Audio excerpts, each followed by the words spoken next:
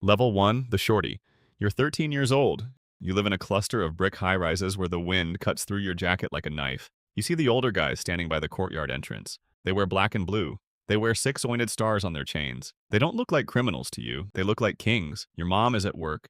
Your dad is gone, and school is a war zone. But these guys, they have structure. You start hanging around the candy store where they meet. You don't speak. You just watch. One day, a guy named Ice tosses you a crumpled $20 bill. Go get us some sodas. He says, you run. You run faster than you've ever run in your life. You bring back the drinks and the exact change. Ice nods. He doesn't say thank you. He just says, keep the change. You are visible now. You aren't a member, but you are a resource. You watch for the unmarked sedans that drive too slow. You watch for the guys wearing red and gold, the rivals from the People Nation. You learn the hand signs. You learn to throw up the pitchforks. You are being groomed, but you think you are being saved. Level 2, the soldier. You are 15. The grooming is over. You've proven you have heart. You've proven you can keep your mouth shut when the cops ask why you aren't in school. It's time to get plugged in. You stand in a dimly lit basement with 4 other kids. The air smells like mildew and adrenaline. An older member reads you the creed. He talks about growth and development. He tells you this isn't a gang, it's an organization. You pledge your life to the 6-point star. Love, life, loyalty, knowledge, wisdom, understanding. Then the lights go out. The beating begins. It's not about hate, it's about toughness. For 6 minutes, you take the hits, you don't fall. When the lights come back on, your lip is busted, but you are smiling. You are folks now. You are a soldier. Your job is the block.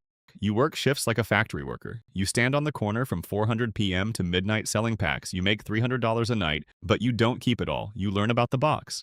The box is the treasury. You have to pay your dues. If you make money, the organization makes money. If you don't pay the tax, you get a violation. A violation means physical punishment. You learn quickly. Pay the box or bleed. Level 3, the security chief. You are 18. You have survived the corner. You have been shot at twice and you returned fire once. You didn't miss. The organization sees potential in you. You aren't just muscle anymore. You are disciplined. You become the security chief for your set. You enforce the laws. The Gangster Disciples are written down on paper. They have a constitution. Your job is to make sure the soldiers follow it. If a soldier is late for a shift, you handle it. If a soldier is drinking on the job, you handle it. You carry a clipboard and a pistol. You organize the security detail for the neighborhood meetings. When the higher-ups come to visit, you check everyone for wires. You check everyone for weapons. You are the gatekeeper. You start to see the bigger picture. This isn't just about selling drugs, it's about territory. It's about politics. You organize community cleanups because the chairman says the community must be respected. You are a criminal, but you see yourself as a community leader. The lines are blurring. Level 4, the Regent. You are 22. You have done a stint in county jail. You kept your mouth shut, did your push-ups, and read the literature. You came out stronger. You are promoted to Regent. You control a specific area, maybe 4 city blocks, maybe an entire housing project. You have 30 soldiers answering to you. You don't stand on the corner anymore. You sit in a car with tinted windows. You hold the keys to the stash houses. You are responsible for the economy of your sector. You collect the street tax from the dealers. You count the money in a back room with a money counter thromming in the background. You ensure the box is fat. You handle disputes. 2 soldiers are fighting over a girl. You end it. A rival gang tags a wall in your territory. You order a retaliation. You are making $2,000 a week. You wear tailored suits. You drive a heavy SUV. You have respect, but you also have pressure. If your sector's numbers are down, the governor will want to know why, and you do not want to disappoint the governor. Level 5, the governor. You are 28. You are a regional executive. You control a massive slice of the city, the south side, the west side, or maybe an entire suburb. You report directly to the board. You are rarely on the street. You operate out of legitimate businesses. A barber shop, a car wash, a restaurant. These are fronts, but they are also headquarters. You manage the regions. You move the wholesale weight. You aren't dealing in ounces anymore. You are dealing in kilos. You negotiate with the suppliers. You sit down with leaders from other mobs to carve up territory. You use diplomacy first, violence second, but when you use violence, it is total. You order a hit like you order lunch. It's business. You have a lawyer on retainer. You have police officers on your payroll. You feel untouchable, but you notice the cars parked down the street. You hear the clicking sound on your phone line. The FBI is building a RICO case. They aren't looking for the soldiers. They are looking for you. You stop sleeping at home. You move between apartments. You trust no one, not even your driver. Level 6, the board member. You are 35. You are in the inner circle. You are one of the kings of the organization.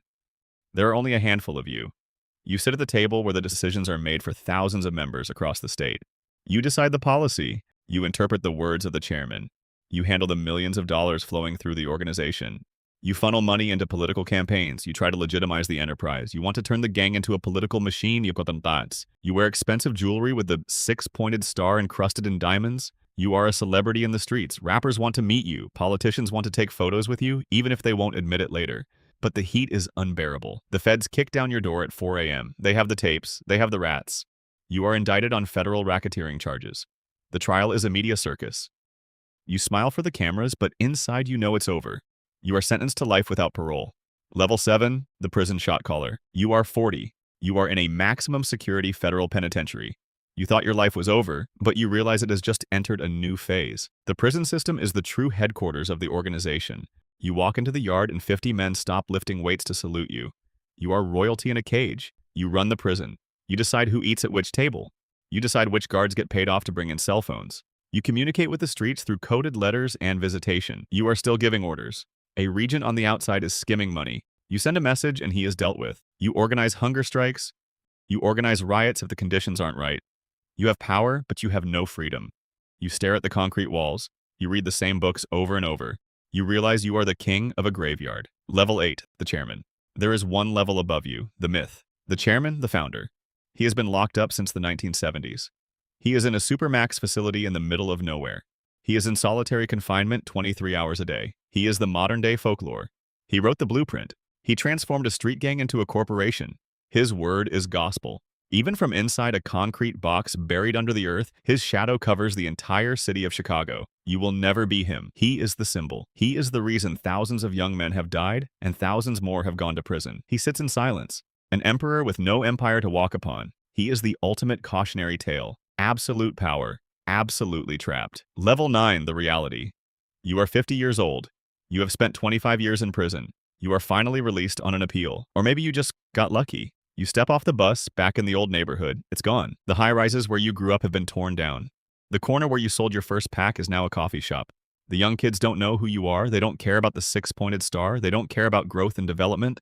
They are wild, disorganized, and violent over things you don't understand. You visit the cemetery. You walk past row after row of headstones. Names you haven't spoken in decades. Ice, Tiny, Ghost, they are all here. You realize the money is gone, the suits are moth-eaten, the power was an illusion. You are an old man with a bad back and a criminal record that keeps you from getting a job at the grocery store. You sit on a park bench and watch a police cruiser roll by. The officer looks at you, then looks away. You aren't a target anymore. You're just a ghost.